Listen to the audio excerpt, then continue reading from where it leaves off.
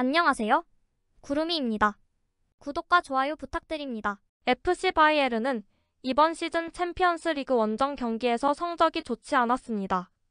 지난 원정 경기에서 에스턴 빌라, 바르셀로나, 페예노르트 로테르담에게 3번이나 패배했습니다. 샬케에서 도네츠크를 상대로 한 경기만 5대1로 승리했습니다.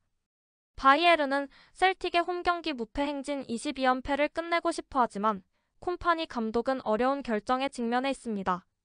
김민재와 우파메카노는 몇 주 동안 발목, 허리와 골반 통증을 안고 경기에 출전해왔습니다. 두 중앙 수비수 중 한 명이 셀틱 글래스고와의 경기에서 휴식을 취할 가능성이 보도되고 있습니다. 이토 히로키는 중족골 골절 이후 글래스고로 떠나기 전에 다시 팀 훈련에 참여해 팀 명단에 이름을 올렸습니다. 에릭 다이어 역시 명단에 이름은 올렸지만 최근에 감기에 걸려서 훈련에서 제외되기도 했습니다. 스타니시치는 5개월 동안 부상을 입어 팀에서 제외되기도 했습니다. 우파와 민재는 저를 믿고 지금까지 아주 좋은 시즌을 보냈어요. 물론 한두 경기 정도는 휴식을 주었으면 좋았을 텐데. 하지만 그럴 수 없었어요. 지금 얼마나 고통스러워하는지 물어보지 않았습니다. 저는 그 질문에 대답할 수 없습니다.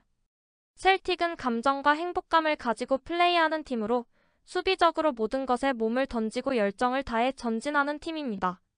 활동적이고 빠르고 직접적이며 골을 넣는 선수가 있습니다. 우리는 공을 잃으면 엄청나게 경계해야 합니다.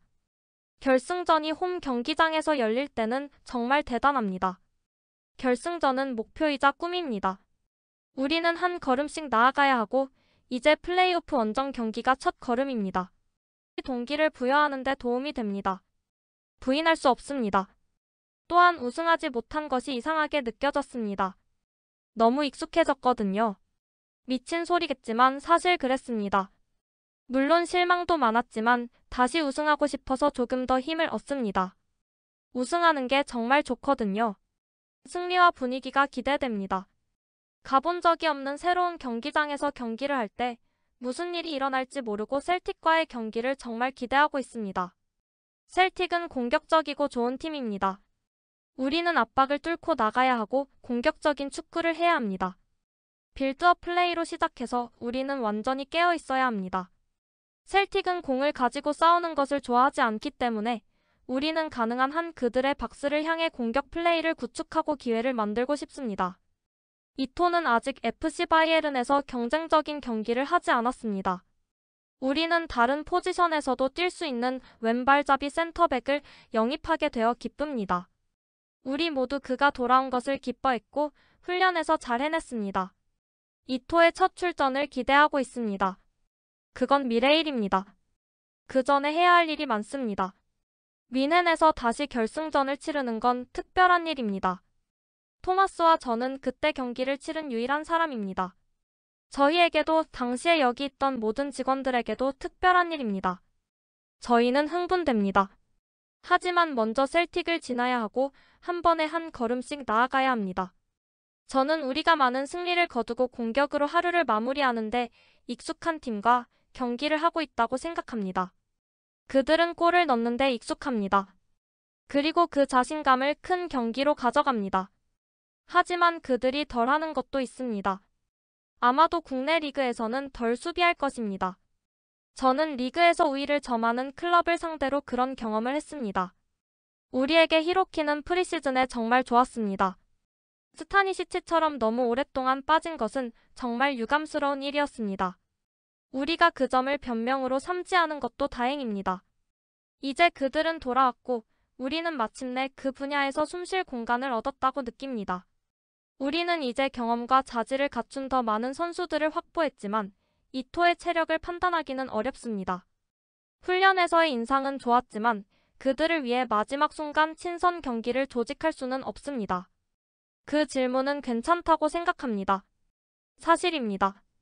하지만 저는 우리가 항상 잘 반응했고 교훈을 얻었으며 올바르게 반응했다는 사실을 고수합니다. 이번에는 한 경기가 아닌 두 경기입니다. 우리의 목표는 계속해서 발전하는 것입니다. 우리가 가진 경기에서 불이 붙는 것 같습니다.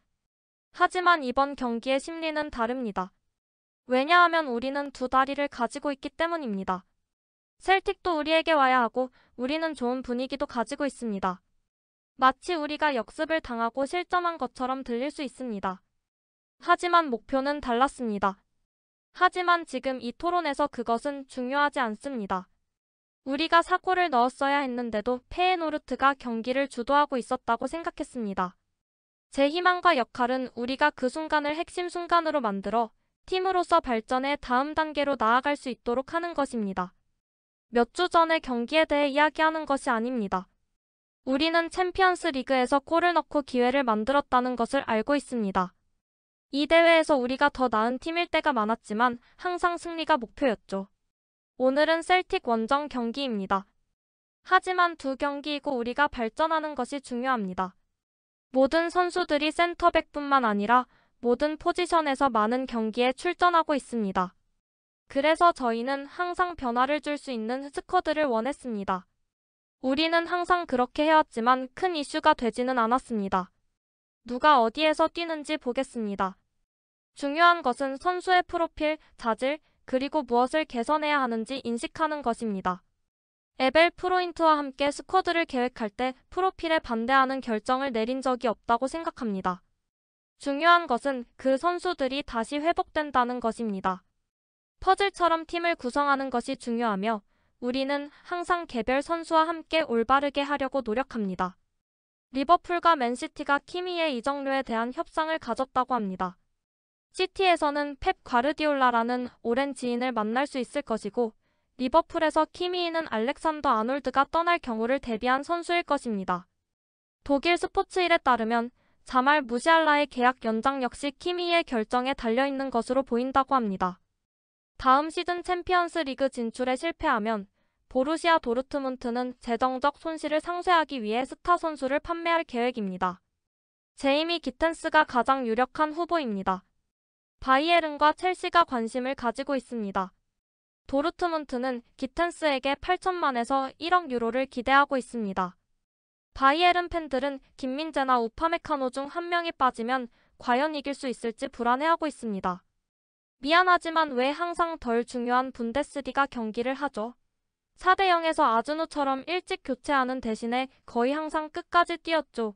이제 갑자기 가장 중요한 경기에서 빼야 하는 건 콤파니 잘못이기도 하죠. 셀틱을 상대로 다이어를 기용하면 좋을 것 같습니다. 그는 플레이 스타일을 잘 알고 있으며 토요일에 레버쿠젠을 상대로는 빠른 센터백이 필요합니다. 그러니 우파를 돌봐주세요. 스타니시치와 다이어를 보고 싶습니다. 토요일에 레버쿠젠이 기다리고 있기 때문에 파티를 기대해서는 안 될 것 같습니다. 심판이 우리 팀을 죽이지 않고 내일 11명 선수가 경기를 온전히 마칠 수 있는 것도 중요할 것입니다. 스타니시치가 CB의 다이어와 함께? 확실히 우리의 첫 번째 선택은 아닙니다. 스타니가 마지막으로 CB를 맡았던 건 언제였나요? 솔직히 다이어가 조금 지도할 수는 있겠지만 그래도 좀. 그리고 저는 항상 다이어의 속도에 대해 걱정합니다. 지금까지 경기에서 실제로 손해를 본 적은 없지만요. 구독과 좋아요는 제작하는데 큰 힘이 됩니다. 감사합니다. 다음에 또 보아요.